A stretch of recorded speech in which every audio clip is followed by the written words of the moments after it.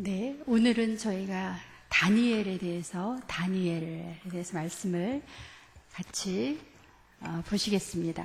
지금 유치부에서도 다니엘을 배우고 있거든요. 근데 유치부에서는 영어 성경학교라 데니얼로 배웁니다. 우리 유치부들 다니엘과 데니얼을 같이 배워요. 유치부는. 저희는 이제 다니엘서 1장부터 12장까지 되어 있습니다. 다니엘 말씀을 같이 보시겠습니다. 오늘 주보를 보시면 제목이 어떻게 나와 있냐면 제국 변동의 밑그림을 그린 사람이에요. 다니엘은 어떤 사람이다? 제국 변동의 밑그림을 그린 사람. 그런데 이 제목이 굉장히 수준이 높은 제목이에요. 우리가 다니엘 생각하면 보통 어떤 게 생각나시나요? 우린 이제 유치부부터 시작해서 지금 작년에 이르기까지 다니엘 하면 사자굴에 들어갔던 사람. 또 뭐가 생각이 나시나요?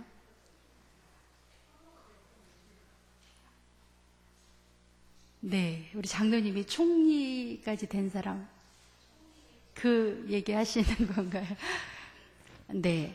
근데 오늘 이 다니엘서에서 이 다니엘이라는 사람이 오늘 설교 주제가 뭐라고요? 제국 변동의 밑그림. 사자굴에 들어가고 풀무불에 들어간 것은 한 예에 불과합니다. 다니엘이라는 사람이 얼마나 큰 사람인가? 얼마나 하나님한테 크게 쓰임받은 사람인가? 그 사람을 통해서 제국이 어떻게 바뀌어 가는가라고 하는 예언을 해주신 분이에요. 그러니까 우리가 이제 예언자를 쓰실 때도 하나님이 농부를 들어 쓰실 때는 어떤 예를 많이 들지요? 밭 가는 이야기, 이렇게 농사철하고 관련된 이야기. 만약에 어부를 들어서 예언을 하시면 고기 잡는 이야기로 이야기를 하십니다. 근데 다니엘은 당대의 최고의 석학이었어요. 그리고 행정가였습니다. 그런데 다니엘이 몸담고 있었던 그 나라가 바벨론과 페르시아라고 하는 정말 우리가 상상조차 할 수 없는 어마어마한 나라에서 총리까지 했던, 그러니까 그릇이 다른 거예요. 그러니까 이 사람한테 하나님이 어떤 예언을 보여주실 때는 어떤 거를 보여주실까요? 제국. 그러니까 그 당시에 세계를 움직였던 바벨론이라 페르시아나 그 다음 제국이 어느 나라가 또 이제 우리가 이제 알고 있죠. 바벨론 다음에 세계를 지배했던 나라가 페르시아고 페르시아 다음에 헬라라는 나라가 지배했고 헬라 다음에 로마가 지배했습니다. 근데 우리 교회는 굉장히 수준이 높으신 거예요. 이 제국이 어떻게 바뀐다는 걸 아시는 분들은 몇 분 없습니다. 그래서 다시 한번 복습을 하겠습니다. 이스라엘 나라를 지배했던 바벨론이라는 나라가 있었고 그 다음에 세계를 지배했던 나라가 페르시아입니다. 페르시아 뒤를 이어서 헬라라고 하는 나라, 그 다음에 헬라 이어서 로마가 세계를 지배했습니다. 그런데 바로 이 다니엘이 두 제국을 다 몸소 사른 사람이에요. 어느 나라? 바벨론과 페르시아. 그리고 아직 이 다니엘이 살아보지 못한 어느 나라? 헬라와 로마까지 하나님이 예언하게 하신.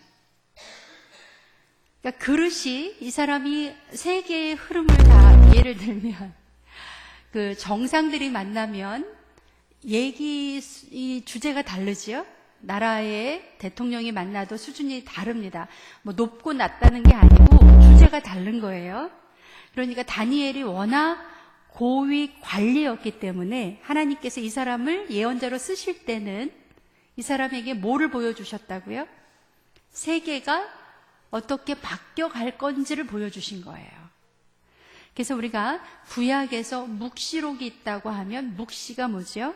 앞으로 일어날 신약에서는 요한계시록이 묵시록입니다. 요한계시록. 근데 구약에서는 앞으로 페르시아 다음에 헬라라는 나라, 헬라 다음에 로마라고 하는 나라가 등장할 것이다 라고 하는 묵시를 보여준 그 그릇으로 사용한 사람이 바로 다니엘입니다. 그래서 우리가 다니엘서는 풀무불에 들어가고 사자굴에 들어간 이야기만 있는 게 아니에요. 그거는 예화 중에 하나죠. 그래서 다니엘을 통해서 그런 제국이 어떻게 바뀌어가는지를 예언하게 했던 그런 의미에서 다니엘이 예언자입니다. 아시겠죠? 예, 그런 의미에서 다니엘이 예언자입니다. 우리가 시편 1편 2절을 보시면 다윗이라는 사람이 나오죠. 우리가 다니엘서를 이렇게 잠깐 갈피로 아시죠? 이렇게 갈피로 다니엘서를 딱 이렇게 해놓으시고 1232면입니다. 다니엘서. 그리고 우리가 잠깐 시편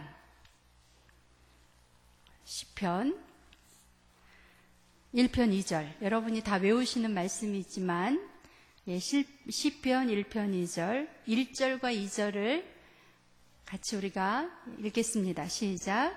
복 있는 사람은 악인들의 꾀를 따르지 아니하며 죄인들의 길에 서지 아니하며 오만한 자들의 자리에 앉지 않고 오직 여호와의 율법을 즐거워하여 그의 율법을 주야로 묵상하는도다. 네, 복 있는 사람의 가는 길을 다윗이 이렇게 노래했습니다. 근데 우리가 자녀를 기를 때도 우리 자녀가 복 있는 사람 되기를 원하시죠?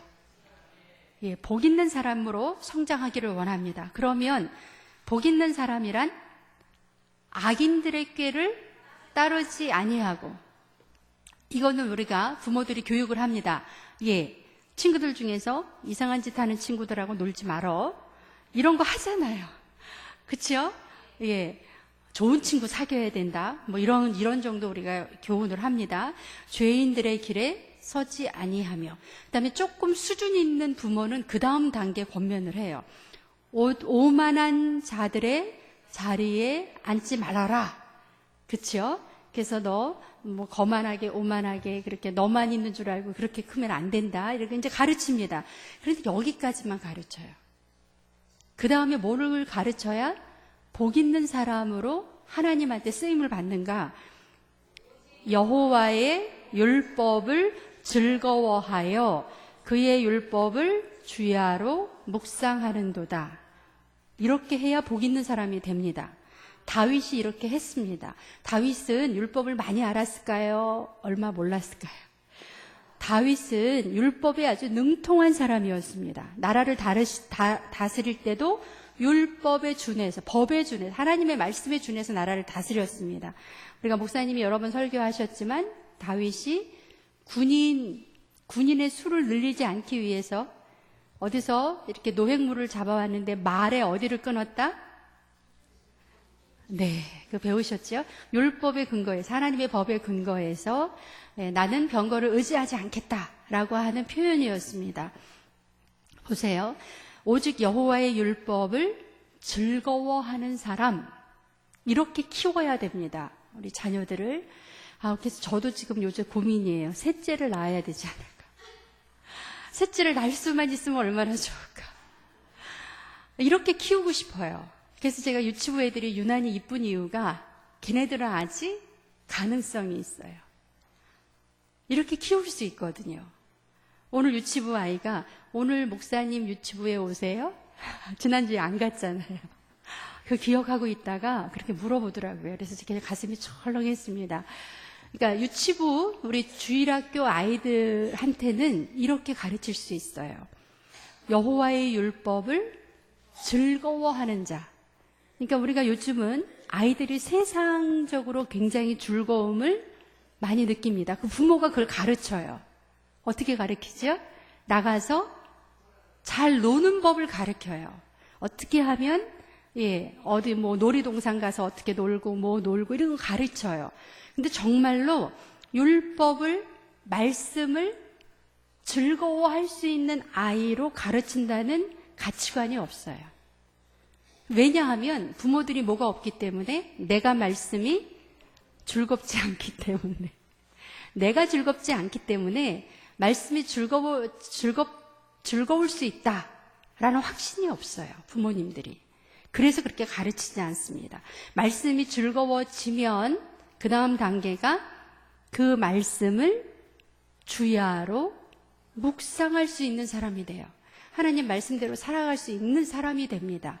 그러니까 구약에서 율법, 하나님의 말씀에 능통한 사람이 다윗이었어요. 그리고 오늘 보시는 바로 다니엘도 어렸을 때 부모가 얼마나 이 하나님의 말씀 공부를 잘 시켰는가 하면 구약의 두 사람, 더 많지만 우리가 대표적인 사람을 꽂으라면 누구와 누구?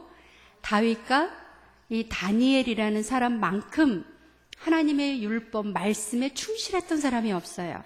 다니엘서 1장으로 갑니다. 다니엘서 1장. 1장에 가시면 여러분이 너무나 잘 아시는 다니엘이 바벨론의 포로로 끌려가는 장면이 나옵니다. 네. 우리가 작년에도 1장을 열심히 했습니다. 1장 1절에 보시면 어느 시대에 유다왕 여호야김 시대에 다니엘이 포로로 끌려갔어요. 이때는 나라가 망하지 않았습니다. 망하기 전에 나라의 포로로 끌려갔어요. 그런데 막노동을 시키기 위해서 다니엘을 끌고 간 게 아니에요. 다니엘은 인재로 키우고 싶어서, 바벨론에서 인재로 키우고 싶어서 뽑아간 사람이에요. 그걸 어떻게 하냐면 이제 그 뽑아가는 기준이 있었습니다. 4절에 보시면 4절 시작. 곧 흠이 없고 용모가 아름다우며 모든 지혜를 통찰하며 지식에 통달하며 학문에 익숙하여 왕궁에 설만한 소년을 데려오게 하였고 그들에게 갈대아 사람의 학문과 언어를 가르치게 했다. 포로로 끌려가긴 했지만 이 포로는, 이때 끌려간 포로의 기준은 이 남유다에서 최고로 엘리트를 뽑아가는 그런 과정이었습니다. 거기에 누가 들어갔어요? 다니엘이 들어갔습니다. 근데 이 사람들을 그러면 이렇게 공부 잘하는 청소년들을 왜 뽑아갔을까요? 정신교육을 다시 시켜서 자기네 나라에 인재로 쓰고 싶어서, 그래서 이렇게 똑똑한 청년들을 데려다가 갈대아 사람, 이제부터는 성경에서 갈대아 사람 그러면 어느 나라 사람이에요? 바벨론입니다. 네, 갈대아 사람 옆에다가 바벨론, 같은 말로 나오고 있어요. 계속 갈대아 사람은 바벨론을 말합니다. 갈대아 사람의 학문과 언어를 가르치게 했습니다. 3년 동안. 그래서 이 3년 동안 잘 배워서 테스트에 통과하면 이 사람들은 바벨론의 고위 관료가 될 수 있는 코스였어요. 그런데 문제가 생겼습니다. 이 먹는 문제에 있어서, 그러니까 보세요. 이 갈대아 사람들이, 바벨론 사람들이 다니엘을 비롯한 그 포로로 잡아온 청소년들을 어느 나라 사람으로 개조시키는 과정이에요, 지금? 어디에서 끌어왔든지, 유다든지 그 옆에 그 많은 나라들에서 청소년들을, 아주 똑똑한 청소년 아이들을 데리고 와서 다 어느 나라 사람으로 만드는 거죠? 바벨론 사람으로 만드는 거예요. 그러면 가장 먼저 해야 될 게 뭘까요? 갈대아의 학문과 언어를 가르치는 겁니다. 그리고 그 사람의 정체성을 바꾸기 위해서 이름을 바꿔줘요. 이름을 바꿔주지요. 그래서 이름을 우리 7절에 보면 이름을 쫙 바꿉니다. 네, 벨드사살. 다니엘의 바벨론식 이름은 벨드사살이에요.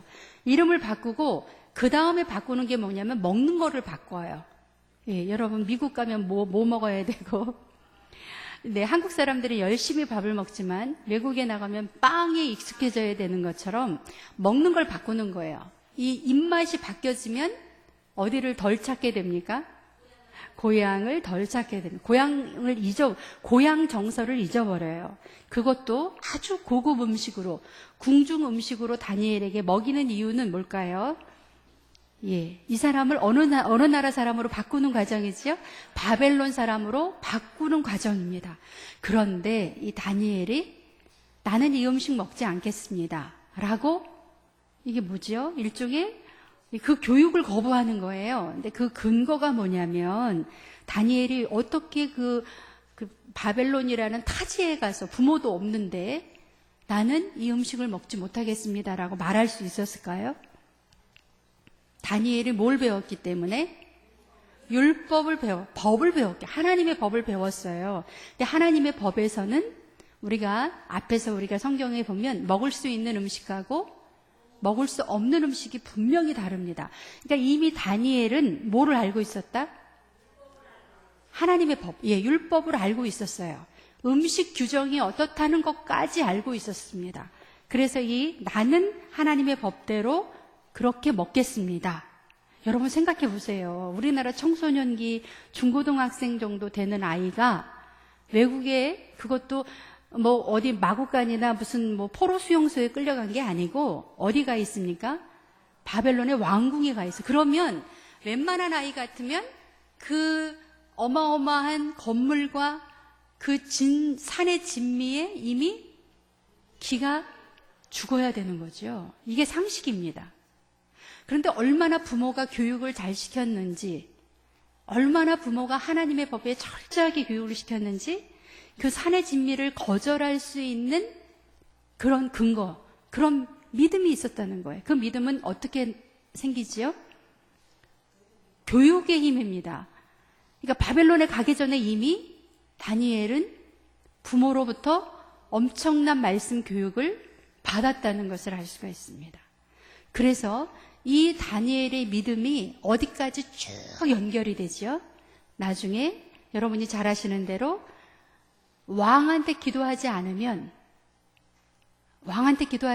다 사자굴에 던져놓겠다 하는 왕의 칙서가 내렸는데도 불구하고 다니엘은 오늘 오전에 목사님 그렇게 설교하셨지요? 늘 하던 대로 하루에 3번씩 창문을 열고 기도했다.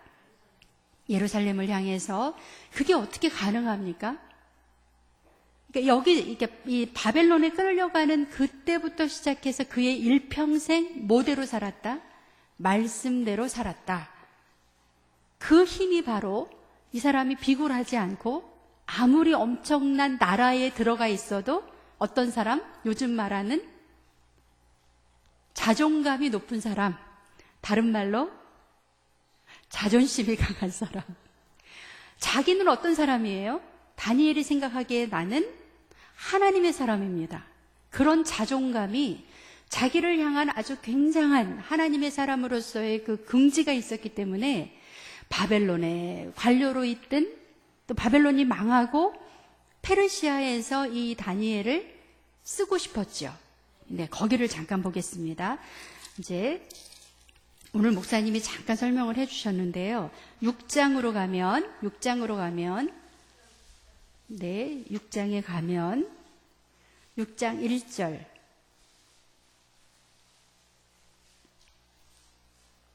다니엘서 6장 1절 그 바로 위에 보면 31절이 있지요. 거기 한번 읽어보겠습니다. 시작. 메대 사람 다리오가 나라를 얻었는데 그때 다리오는 62세였더라. 그러면 우리는 이제 메대 사람, 이 메대 바사 한번 따라하겠습니다. 메대 바사, 이 단어가 나오면 이건 어느 나라다? 페르시아다. 나라가 바뀌었습니다. 우리식으로 말하면 서울과 부산, 그럼 어느 나라예요? 대한민국입니다. 여기 페르시아의 한 지명이에요. 예, 메대 바사 옆에다 써놓으세요. 혹시 또 우리의 자녀 손자들이 막 할머니가 성경 읽으라니까 읽다가 할머니 여기 메대 사람 이게 어느 나라야? 그러면 뭐라고 대답하시죠? 페르시아. 예, 아이들은 페르시아를 압니다. 역사 공부를 하기 때문에. 네, 페르시아라는 나라의 지방 이름이에요. 메대 사람 다리오가 나라를 얻었다. 그러니까 이제 시대가 어느 시대로 바뀌는 거죠? 페르시아 시대로 바뀝니다. 6장 1절 시작. 다리오가 자기의 뜻대로 고관 120명을 세워 전국을 통치하게 되고, 그러니까 나라가 바뀌었으니까 다른 나라가 통치를 하니까 가장 먼저 누구를 세우죠? 관리들을 세워야 되잖아요. 우리가 대통령 임기가 바뀌어서 새로운 대통령이 뽑히면 가장 먼저 누구를 뽑지요? 같이 일할 예, 총리도 뽑고 이 여러 장관들을 뽑습니다. 똑같은 상황이 벌어졌어요. 고관 몇 명?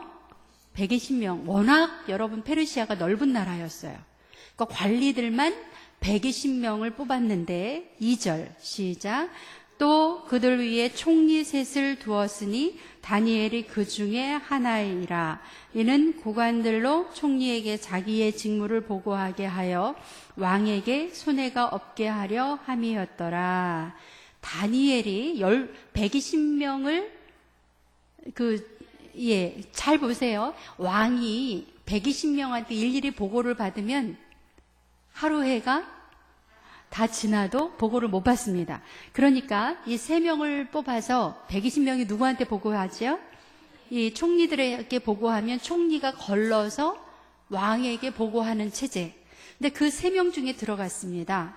그러니 이 아주 조그만 나라였어요. 남유다는 나라들 중에서 굉장히 작은 나라였어요. 그러니까 다른 나라에서 온 그 고관들이 많이 있잖아요. 그러니까 저 사람은 도대체 무슨 빽이 있어서. 잘 보세요. 누가 한 사람이 쭉 올라가면 옆에서 시기 질투하는 사람이 엄청 많습니다. 그러니까 다니엘이 이렇게 왕의 총애 받는 것을 이게 가만둘 수가 없는 거예요. 네, 그러니까 다니엘을 왜 왕이 뽑았다고 여기 지금 나와 있죠. 6장 2절에 왕에게 손해가 없게 하려 함이었더라. 이 말은 무슨 말입니까? 이 다니엘을 쓰면, 다니엘을 총무로 세우면 왕이 어떤 손해를 보는 게 아니라 일을 잘할 수, 믿을 수가 있는 사람이다 라는 거죠. 위로 올라갈수록 이 관직이 높아질수록 어떤 일이 벌어지나요? 부정과 비리가 판을 칩니다. 그런데 그 다음에 보시면 다니엘이라는 사람이 얼마나 꼿꼿한 사람인가, 자존심이 강한, 자존감이 강한 사람인가. 북이 영화가 다니엘에게는 별로 의미가 없습니다. 그래서 4절을 보시면, 한번 4절을 보세요. 우리가 자녀를 키울 때, 야, 다니엘 같은 사람 되라. 다니엘 같다는 그 말 안에는 이 부분이 꼭 들어가야 됩니다. 4절 시작. 이에 총리들과 고관들이 국사에 대하여 다니엘을 고발할 근거를 찾고자 하였으나 아무 근거, 아무 허물도 찾지 못하였으니 이는 그가 충성되어 아무 그릇됨도 없고 아무 허물도 없음이었더라. 어떤 사람이었어요? 아주 우리식으로 말하면 청백리였습니다. 바벨론 시대의 다니엘이 아주 고위 관직이었는데 이 사람을 흠을 잡기 위해서 아무리 뒷조사를 해봐도 흠 잡는 것 중에 첫 번째가 뭘까요? 자기 권력을 이용해서 뒤로 뭐 하죠? 네, 뭐 뇌물을 받는다든지 뒤로 뭐 집을 사놓는다든지 아무리 봐도 다니엘은 그런 일이 없었습니다. 그러니까 여러분이 생각하시기에 다니엘은 바벨론 시대에도 고위 관리였고 그 시대가 바뀌었는데도 그 다음 나라에서 다니엘을 또 선택해서 쓸 수밖에 없는 이런 사람이었어요. 그래서 이 다니엘이 이렇게 바벨론이라는 나라에 가서 이렇게 잘 나갈 수 있었던 이유 우리 배우셨죠? 한번 보겠습니다. 어떻게 다니엘이 그렇게 잘 나갈 수 있었을까? 9장 1절, 2절. 네, 같이 읽겠습니다. 찬찬히 읽으셔야 돼요. 많은 정보가 들어가 있습니다. 9장 1절, 2절. 시작.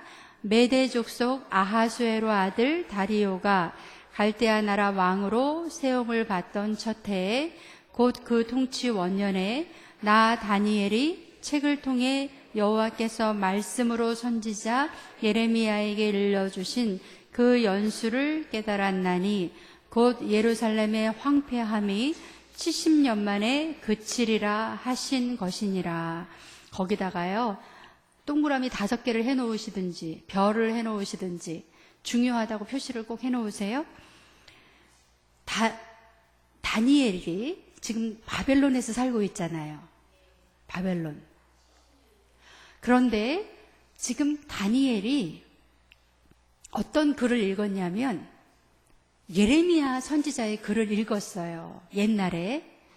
근데 예레미야 선지자가 뭐라고 했냐면 바벨론이 70년이면 망한다. 그런 예언이 있었어요.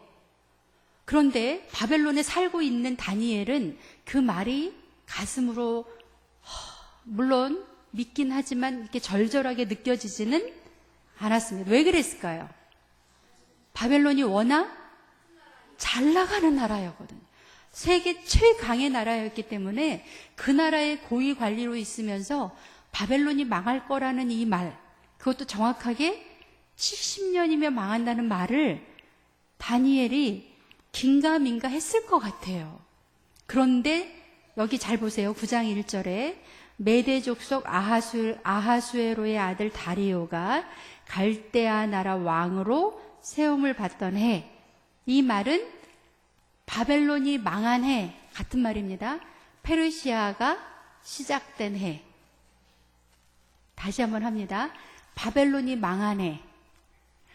그리고 페르시아가 시작된 해. 그러니까 다니엘의 눈앞에서 바벨론이 망하는 걸 봤어요. 그러니까 여러분이 같이 놀라셔야 됩니다. 내가 다니엘이었다면 예루살렘이 망한 것보다 더 놀라운 일이에요. 바벨론이 망했다는 거. 너무나 큰 나라가 너무나 아주 우습게 망했거든요. 어떻게 말했냐면 제가 작년에 말씀드린 거 기억나시나요? 무력으로는 바벨론의 그 성을 넘어갈 수 있는 나라가 없었어요. 성이 몇 중 이렇게 성이었고 그 성은 밑에 그걸 뭐라 그러죠? 물을 파가지고 왜 적군이 못 들어오게 하는 해자가 있는 성이었고 그 다음에 그 성은 한 번 성을 넘으면 성을 한 3개는 넘어야 돼요. 도저히 누군가가 들어갈 수 없는 성이었는데 어떻게 망했다고 말씀드렸죠? 안에서 문을 열어줬다. 기억나세요? 안에서 문을 열어줬습니다. 내부에 반역하는, 근데 누가 반역을 했냐면 종교가 서로 맞지 않는, 그러니까 전에 이 바벨론 안에 그 워낙 바벨론의 신을 섬기던 마르둑 신을 섬기던 사제들이 있었는데 갑자기 요 망하기 직전에 바벨론 왕이 달신을 섬기는 사람이 왕이 됐어요. 그러니까 사제들끼리 달신을 섬기는 사제하고 마르둑 신을 섬기는 사제하고 서로 내분이 생겨서 달신을 섬기는 이 사람들은 그때 집권 여당이었습니다. 그런데 마르둑 신을 섬기는 사람들은 저 한 대로 밀려났어요. 그런데 이 나라는 워낙 마르둑 신을 섬기는 나라였어요. 그러니까 이 한지로 밀려난 야당꼴이 된 마르둑 신전에 누가? 제사장들이. 이해가 되시나요? 마르둑 신을 섬기던 제사장들이 차라리 지금에 있는 왕을 섬기느니 차라리 우리나라 문을 열어줘서 다른 나라가 들어와서 우리를 지배하면 우리는 뭐는 섬길 수 있다? 마르둑 신, 원래 자기네 신을 섬길 수 있겠다라는 내분이 생기면서 페르시아가 쳐들어왔을 때 누가 문을 살짝 열어줬을까요? 제사장. 누구를 섬기는 제사장? 마르둑 신을 섬기는 제사장이 제 발로 걸어가서 성문을 열어줬어요. 이런 기적이 없습니다. 다니엘이 그 바벨론 나라가 되어가는 꼴을 보면서 이거는 누가 하지 않고서는 있을 수 없는 일이다. 하나님이 하지 않고서는 이런 기적이 일어날 수가 없다라고 그때 이 사람이 가슴을 치면서 살아계신 하나님 하는 고백이 절로 나오는 거예요. 그래서 보세요. 다니엘이 그 예레미야가 70년 만에 나라가 망할 거라는 이 편지를 써서 보낸 거는 옛날에 읽었어요. 근데 그 편지대로 딱 이루어진 그 해에 그 시점에 3절을 한번 보세요. 3절을 보시면 이 다니엘이 통곡을 합니다. 살아계신 하나님, 능력의 하나님에 대해서 다니엘이 다시 한번 하나님한테 고백을 합니다. 9장 3절, 4절 시작. 내가 금식하며 베옷을 입고 죄를 덮어쓰고 주 하나님께 기도하며 간구하기를 결심하고 내 하나님 여호와께 기도하며 자복하여 이르기를 크시고 두려워할 주 하나님, 주를 사랑하고 주의 계명을 지키는 자를 위하여 언약을 지키시고 그에게 인자를 베푸시는 이여. 그 중에서 언약을 지키시는 분, 약속을 지키시는 분이라는 얘기예요. 하나님은 70년 만에 이 바벨론이 망한다고 하더니 그 약속을 이렇게 지켜주시는구나. 다니엘이 정말 그 감격, 그 하나님이 놀라운 섭리 앞에 무릎을 꿇고 금식하고 기도를 하고 있습니다. 그래서 그동안의 모든 민족의 죄를 하나님 앞에 다 아뢰고 있어요. 5절, 우리는 이미 범죄하여 패역하며 행악하며 반역하여 주의 법도와 규례를 떠났사오며. 7절, 주여 공의는 주께로 돌아가고 수치는 우리 얼굴로 돌아옴이 오늘과 같아서 유대 사람들과 예루살렘 거민들과 이스라엘이 가까운 곳에 있는 자들이나 먼 곳에 있는 자들이 다 주께서 쫓아내신 각국에서 수치를 당하였사오니 이는 그들이 주께 죄를 범하였음이니이다. 그동안에 자기 민족이 잘못했던 것을 계속 회개를 합니다. 그러면서 13절에 한번 보시면 시작. 모세의 율법에 기록한 대로 이 모든 재앙이 이미 우리에게 내렸사오나 우리는 우리의 죄악을 떠나고 주의 진리를 깨달아 우리 하나님 여호와의 얼굴을 기쁘게 하지 아니하였나이다. 이렇게 얘기를 하시면서요. 18절, 19절. 여러분은 집에서 다 읽으셔야 되는 거 아시죠? 네, 18절, 19절. 이렇게 소리를 내서 읽으세요. 특별히 다니엘의 이 기도는 9장은 다니엘의 기도는 어떻게 읽는다? 소리 내서 읽는다. 왜냐 하나님한테 회개 기도를 하고 있어요. 가슴을 치면서. 네. 18절 19절 같이 읽겠습니다. 시작. 나의 하나님이여 귀를 기울여 들으시며 눈을 떠서 우리의 황폐한 상황과 주의 이름으로 일컫는 성을 보옵소서. 우리가 주 앞에 간구하옵는 것은 우리의 공의를 의지하여 하는 것이 아니요 주의 큰 긍휼을 의지하여 함이니이다. 주여 들으소서. 주여 용서하소서. 주여 귀를 기울이시고 행하소서. 지체하지 마옵소서. 나의 하나님이여 주 자신을 위하여 하시옵소서. 이는 주의 성과 주의 백성이 주의 이름으로 일컫는 바 됨이니이다. 예, 이렇게 하나님 속히 지체하지 마시고 이제 우리 민족을 예루살렘으로 돌아가게 해 주시옵소서라고 기도를 하시면서 밑에 아주 절절한 기도를 하고 있습니다. 이 다니엘이 아까 예언자라고 분명히 말씀을 드렸죠? 어떤 예언을 했다고 말씀을 드렸나요? 제국이 어떻게 바뀌는지를 하나님이 환상 중에 보여주셨어요. 그 제국이 바뀌는 모습이 옆으로 한번 보겠습니다. 네, 다시 8장으로 가면은요. 8장에 가면 8장의 제목이 어떻게 되어 있죠? 숫양과 숫염소의 환상. 그 다음에 다시 또 거꾸로 7장을 가겠습니다. 7장에 가면 내 짐승 환상 이렇게 되어 있습니다. 이 두 환상이 내용이 거의 비슷해서요. 네, 그리고 8장에 여러분이 이제 읽으실 때요. 8장 15절에 가면 8장 15절 네. 나 다니엘이 이 환상을 보고 그 뜻을 알고자 할 때에 사람 모양 같은 것이 거기 밑줄이요. 하나님께서 다니엘에게 나타나실 때 사람 모양 같은 모습으로 나타납니다. 또 그 위에 13절에 보시면 내가 들은즉 한 거룩한 이가 말하더니 한 거룩한 이 이렇게 나오고요. 또 다른 곳에서는 인자라고 표현이 됩니다. 그래서 다니엘이 보는 환상은 인자가 나타나서 사람 모양 같은 것이 나타나서 한 거룩한 이가 나타나서 계속 말씀을 하시는 거예요.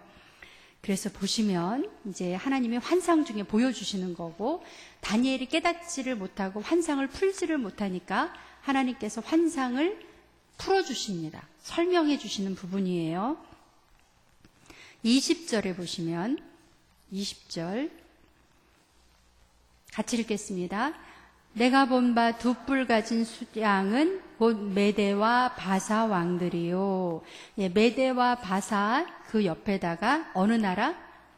여기는 페르시아입니다. 8장 20절입니다. 8장 20절에 보시면 메대와 바사. 그래서 여러분이 다니엘서를 읽으면 메대 바사 이 지방 이름이 계속 나와요. 메대 바사는 페르시아입니다. 쓰셨죠? 예, 옆에 안 쓰신 분 있으면 내 이름은 잊어버리니까 씁시다. 내 이름은 잊어버리거든요. 옆에 써놓으세요. 메대 바사는 페르시아입니다. 그리고 21절 털이 많은 수염소는 곧 헬라 왕, 헬라에다가 밑줄. 아까 메대 바사는 페르시아라 그랬죠? 그 다음에 헬라가 나옵니다. 네. 21절을 같이 읽어보겠습니다. 시작. 털이 많은 숫염소는 곧 헬라 왕이요. 그의 두 눈 사이에 있는 큰 뿔은 곧 그 첫째 왕이요. 첫째 왕 가로 옆에 놓고 어느 왕일까요? 헬라를 만들었던 알렉산더. 예, 가로 열고 알렉산더 대왕. 우리가 아는 그 첫 번째 왕입니다. 그런데 22절. 이 뿔이 꺾이고 그 대신에 네 뿔이 났은즉 그 나라 가운데에서 네 나라가 일어나되 그의 권세만 못하더라. 나중에 우리 중간사를 배우시면 헬라의 첫 번째 왕은 알렉산더 대왕이 전 세계를 다 지배했어요. 그런데 알렉산더 몇 년에 죽었다? 예, 33년이라고도 하고 32년이라고 하고 젊은 나이에 요절을 해서 아들이 없었습니다. 그래서 4명의 장군이 나라를 나누어서 가졌어요. 이거는 세계 역사에서 아이들이 학교 가서 배우는 얘기예요. 헬라 시대를 열었던 첫 번째 위대한 왕이 누구죠? 알렉산더. 그게 첫 번째 왕이고 2대를 못 갔어요. 아들이 없어서. 그래서 4명의 장군이 나라를 나누어서 가졌습니다. 근데 이것을 지금 하나님이 한 몇백 년 후에 일어날 일을 누구한테 알려주고 있는 거예요? 다니엘에게 이렇게 제국이 바뀔 것이다. 그런데 뭐 알렉산더라든지 이런 이름은 안 알려줬지만 첫 번째 왕이 어떻고 두 번째는 4명이 왕이 될 거고 이런 식으로 알려주신 거예요. 대단하시죠? 그리고 나서 23절에 보면 그 네 나라 마지막 때에 반역자들이 가득할 즈음에 한 왕이 일어난다.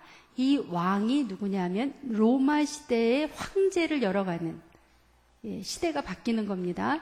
로마 시대로 넘어가는 이야기입니다.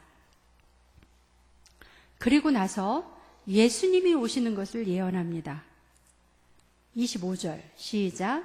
그가 꾀를 베풀어 제 손으로 속임수를 행하고 마음에 스스로 큰 채하며 또 평화로운 때에 많은 무리를 멸하며 또 스스로 서서 만왕의 왕을 대적할 것이나. 만왕의 왕이 누구죠? 예, 장차 오실 예수님. 만왕의 왕을 대적한다. 이게 뭐예요? 그가 사람의 손으로 말미암아 아니하고 깨지리라. 이렇게 말씀. 예수님 오시는 그 시대까지를 예언을 하는 거예요. 이런 예언이 몇 번 있습니다. 아까 얘기했던 7장에서도 나오고요. 8장에서도 나오고 지금 보시는. 그리고 나서 하나님께서 10장에서도 그런 예언을 보여주십니다. 10장 18절에 보시면 10장 18절 계속해서 하나님이 다니엘을 데리고 다니면서 다니엘에게 나타나서 세계가 어떻게 바뀔 거라는 그림을 보여주시는 거예요. 18절 시작. 또 사람의 모양 같은 것 하나가 이렇게 나오죠. 계속 그 다음에 그 16절로 위로 쭉 올라가면 인자와 같으니 거기도 밑줄. 이게 다 하나님의 모습을 이렇게 표현하고 있어요. 그런데 다니엘은 스스로 뭐라고 이야기를 하냐면 하나님 이거를 다니엘이 다 헬라 시대가 오고 로마 시대가 올 거를 알 수 있을까요? 다 마음으로 절절하게 느끼지는 못하지요. 그래서 12장으로 갑니다.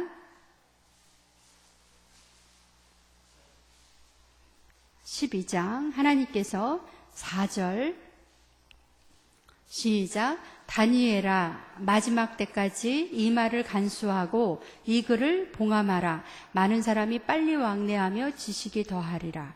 그러니까 다니엘이 그러고 나니까 8절 시작. 내가 듣고도 깨닫지 못한지라. 내가 이르되 내 주여 이 모든 일의 결국이 어떠하겠나이까. 내가 듣고도 깨닫지 못한지라 밑줄. 다니엘은 살아보지 않았기 때문에 이런 예언을 받고도 그가 깨달을 수는 없었어요. 근데 이 예언이 나중에 보니까 그대로 이루어졌더라는 거죠. 그래서 다니엘은 어떤 예언을 했던 사람이다? 제국이 어떻게 바뀌는지를 하나님으로부터 미리 말씀을 받은 위대한, 그러니까 그 당시에 그 로마 시대까지를 이렇게 예견한 사람이 없었어요. 그게 바로 다니엘이었습니다. 우리가 이제 우리의 자녀들, 우리의 손자, 손녀들, 그래서 제가 인태기한테 맨날 장가를 빨리 가라고 합니다. 제가 셋째를 낳기는 요원한 것 같고, 손자, 손녀를 낳으면, 정말 성경을 좀 열심히 가르쳐 보고 싶은 욕심이 생겨서, 네, 우리 권사님들도 그런 욕심을 가지시고, 네, 열심히 아이들한테, 그러기 위해서는 우리가 먼저 성경을 읽으셔야 됩니다. 아직도 가능성이 있는 우리 몇 분 집사님이 지금 계시는데요. 우리 천 집사님이나 우리 또 안 집사님 같은 경우는 아직 유치부 수준이기 때문에 가능합니다. 도전을 하셔서 내가 어떤 아이를 만들겠다? 다니엘과 같은 아이를 만들겠다. 어떤 환경에 가서도 자존감을 잃지 않는 하나님의 능력 안에서 세계를 호령할 수 있는 그런 사람을 만들겠다 하는 여러분이 큰 꿈을 가지시고 우리 권사님들은 그러면은 할 일이 없으실까요? 네, 어떨 때 용돈을 주셔야 됩니까? 어떨 때 용돈을 주셔야 되죠? 할머니 나 오늘 성경 읽었어요. 그러면 용돈을 주셔야 됩니다. 아무 때나 주시면 안 되고요. 네, 그리고 손자 손녀들한테 할머니가 올해 성경을 몇 번 읽을 텐데 너도 한 번은 읽자 하고 연초에 약속하시고 연말에 다 읽으면 그때는 조그맣게 주시면 안 됩니다. 크게 쓰셔야 됩니다. 그렇게 해서 할머니는 늘 입만 벌리면 성경 이야기만 하시더라. 이렇게 되도록 우리 모두가 분발하시기를 바랍니다. 네, 기도하고 마치겠습니다.